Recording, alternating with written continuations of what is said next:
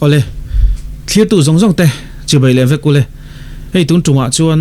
pui pun na ni khuwa kan phone te kan camera te kan chelek kwal vel dan chungchang kan soyanga mi thla kan valak sak ringot thin te le mi thalak kan du dan dana kan lo post kan lo publish kwal vel hi dan bo chiat na ni em dan kalani em shem thei kan ni em ti chungchang kan soyanga toy te kan soyanga hei chumi ma chuan logo pakhat ka ran da chu kan idanga ka da ngai mi lo ania zotin custom paint logo ania amak ka te hei ke ni eng kan ni lo te lul nen hian partner turin minon so mani bera minon sponsora kalom khopa chunga polom thu ka soyani kan soideu te ang mi ti lo dan ani cholovin ka sia ni hi aizol veng sang sang ram lun sauta te bong kon chim venga te le bong kona ten lo om to a li thei chi sang sang 207 te pickup te car te le bike te BMX helmet thlengin an chei thina an thiam em ani e tuna chuan ka soyang khan ram tharno ta chite kam mai a khon an omta a boruak nuam jok le theng thunuam jok te po tila traffic jam le khatiang khopui to tina ti boilo na huna anom ta a e rong an kap satlian ni lova heta logo a chung ang hian e airbrush in mishing mel ang tak tak ten an chei thiama tin lem chi sang sang pon ziak thiama ni airbrush pangvek chuan tin lir thei chi sang sang design te po e idea nei thaim em thina chung te chu an thil ti ania an logo ka ran da chu chan kan soi ni chu ingpo ni se an ma ni pual hian video te po kala siamanga chu tingson pathian remati chuan kan lakal don ani tun tuma ero atira ka soi khan camera kan chelek kwal dan kan phone te kan chelek kwal dan hi soi thaing ka ria technology khovela kan cheng to achang kang to tin call te atha to tin phone ron suak te hi thaim a camera te hi thaim to ni phone a camera te hi professional camera kan ti te ngai lo khophian phone a camera aron chom ti maila te hi atha to ni chungte wang te po chu ni nga pui pun na ni khuwa te chelek nuam kan tia kan tina sa ni kan tin ngal loi zel moya khoi huna po ni se pui pun na zong deuh tho hei biak in te po hi bang chung lo phone han cheleka han ti hi kan tam thin ani chungte wang chuan injir le shiat ngai tam tak omin ka ria i public place kan tia mi pui mi mir mi pui omna mun le tamna mun kan ti bazar te abik takin ke ni achon Millennium Center te lamwal de vana pa hola te ponianga mi na thlamin on lak saka hi dan kalani em ti chungchang hi social media te po soi om thina mi thiam zok te pon an soi to thina tin in nian na te po achuak thina ni i ngai da nai nang lova heng hi dan zirmi te dan themi te soyom tak te po nia mar chu lungte ta la au chuak ting do le kan heti lama injir tir na hi tamlo emema chungte wang chuan ka hriat danin ka soyanga e dan chuanin phalwani thu kha a soi ran lova phalani thu po hi a soi ran chung lova ma se thlami na minron lak sak ero ka du lo the ni idu lo thiang ni mo chu om je chu mi pan in kar ni chu alak sak tu le alak saka in kar ni min alo du lo chuan adik na chan vo azalen nani adu lo thiang ani kan phal na ni mi lo kan rem ti na ni mi lo wan lo publish ani phei chuan an lo post vela social media la tan lo thedar ni phei chuan danin kha a phal mi lo ti hi kan hria tanga ya kan soi fele du chu kan phal na le kan rem ti na nilwa an lo post ka ti om zia kha entina mi puizi khut na thla kan wala ni chuan amalte te nang i phalem tia in zo kha arem chang lo thei om zia bera chon atum ber nia lang chu an phal lo chung ti na ani an rem ti na lo mo an rem an ti lo chung a lo publish saka kha dani na phal lo thil ani hetian an soi fi taila mi pui om hut na mo hai concert na mun kan ti te vana pa hola te poniang tin chapchar ku ta lamola te ponianga soyang khan Millennium Center te bazara te le dor pui phaya te po ani theyang chutianga mi pui tam takan om so na muna hetia thlawalak sakhi chu aswal na emo dan han bo chet na kha om lo thei amai ro chu mi wana pa hola zai thiama zaya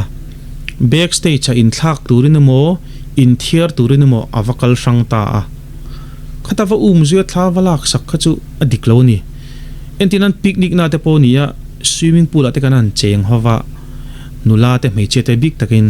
in thak turin intify turin washroom ate in thiar turin an kal sangta a khami wa zui zel thlawalak sak ero khachu rights of property liberty khoi thilte ani to wangin mi na complain thelu chonin da nanga shem thei kha kan ni ini ti hi kan che ta poi mo ma hey tuna la pe chonin youtube barten tam ma facebook a post urte instagram a post urte whatsapp a status a han man turte thalak chot ching kan tam ma ni chungte wang chon kan hria tanga ya thla kan lak na mun emo kan thalak chane mo kan thalak dan phungina zir lo chuanin IPC 1860 section 354C manga shem thei chin te a omani ti kan hria ta poimo a etla hin kan chiranga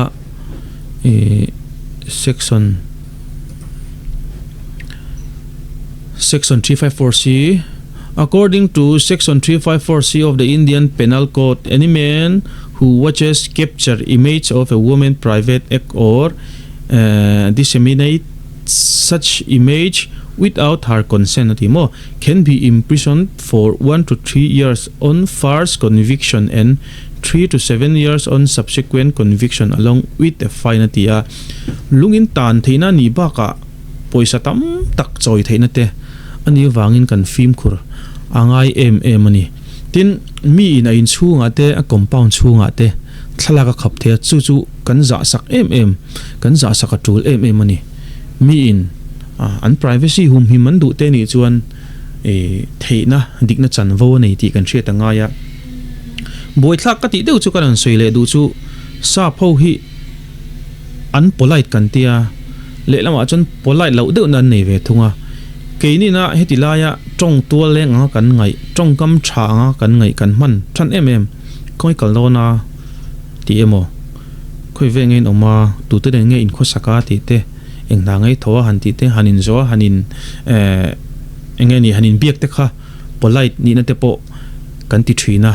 amai ro chu sa phau than kat khon du mi lo none of your business ten ti mak thin ni om je chu i boi ve na tur om lo i hriat tur om lo i hriat tu lo ve an ti thin ani chu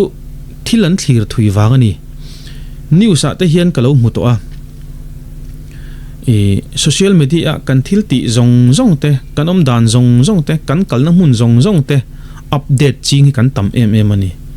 zo jinga po hian Instagram ate WhatsApp ate Facebook ate Instagram te Facebook hemi social media sim hi kan dairy motia kan thil ti zong kan kal na mun le kan om dan zong report ching kan omani heng hi thil thalo deuh mai ramda ate a thleng to thin ani news ate kan mu to nga example atak ania pakhat ka hriat chu mei che pakhat social media a thil ti dan te anom dan te akal na mun te update thina oma update ka ti mai WhatsApp status te Instagram te poniang update thina oma ama suam tu tur ama kidnap tur ama pong sol tu tur te po ani theyang chung tan chon chance thalu tuk kha asiam sak ani ti kha in hremi alowani chutianga engeni chet tok ta hi soitur anom nualani chungte wang chon chutianga chon kan film khur turani a polite low ni po kha poi lovani kan soi thui do ta ni chu chutiang che chon mi in kan in chunga te kan compound chunga te thla kan khap theini entinan enge chutianga apuina chutiang mai poi lo te po kan ti thei ama ero chu kan ni tu na hian rok min lo tum ta se a rok tum tu te lamtang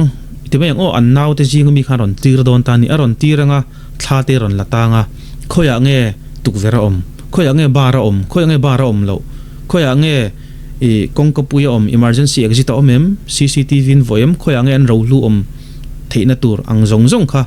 thlaka khan an lo survey vek theini compound po chu ti tho chu ni chu tiang awang chuan mi in an compound ata thalak ten khap thin ani chu ke ni chuan zau lo ril ru te ti te po kan soidan te po ni mai thei amai ro chu a thlir thui jok le a thlir zau jok ten chu tiang chuan ma ni compound chunga te in chunga te thalak an lo khap thin ani hei hi apoi moi mem ani chu wang chuan atira ka soyang khan camera thatak tak kan nia phone camera te po atha em a kan device ain update rol hian kan shiat na te kan knowledge te po hin update ve sila tha a tin mi ma a camera lo tin se te hi dik tak chon anal lo ni polai lo thla kani chungte wang chuan ka soyang khan kan camera kan phone a changkanga kan ril ru po changkang tel ve se mi nan duem an lo du lo viau thei mi an jing tho lim mel te pe chu ti lan fa kan du lo thin chungte wang chuan mi kan vadil tur ne thla kan lak sak du ni pon thla kan lak pui du ni pon in dil na chang te kan hria ta poimo em ani ti la ya kha kanan soi ve te du ani chu a fi zong em ka threlova I kan ngai dan te comment section ate lo soi ve ta la thain ga hria chu tiang jok chu lo mi soi dik lo ti te kan nei ni chon khongai taka comment section lama hian kan ngai dan te hemi thalak chungchang te camera kan chelek dan chungchang te puipun na a thla kan lak dan chungchang a hian soi tur kan nei chon comment section a hian lo soi ve te u ti lai kha viewers te ka request che u ni poni se tun chuma tan chon kan du to le photange